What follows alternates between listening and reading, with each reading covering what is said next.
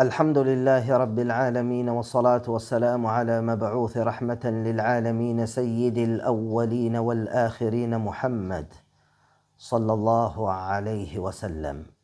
سادة الكرام أيها المؤمنون، السلام عليكم ورحمة الله وبركاته. Ndugu zangu katika imani, atakapotujalia Allah kwa uwezo wake na utashi wake tukasali Eid, tuna ada Waislamu ya kutembelea koo zetu. Tutembelee koo zetu kwa kadri tunavyoweza. Kuna thawabu kubwa sana.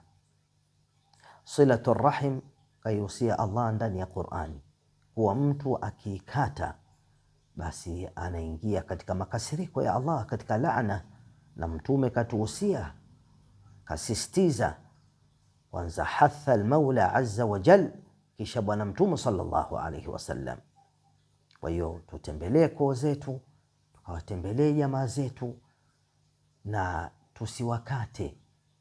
Baada ya Eid tuendelee, panapokuwa na nafasi, nenda kawatembelee watu wako, ukoo wako, naam, makhalti zako, mahami zako, naam, ndugu yangu katika imani, wajomba zako, shangazi zako, sote muqassirin. Wengi wetu muqassirin, siwezi kusema sote, wanasema don't generalize. Naam, ana la uammim, lakini nasema wengi wetu tumekassir.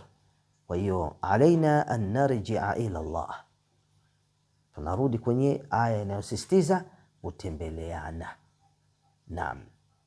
Kwa hiyo ndugu zangu katika imani, ili tupate thawabu zaidi na zaidi na furaha ndani ya mioyo yetu na umri wetu upate kurefushwa, tutembelee koo zetu.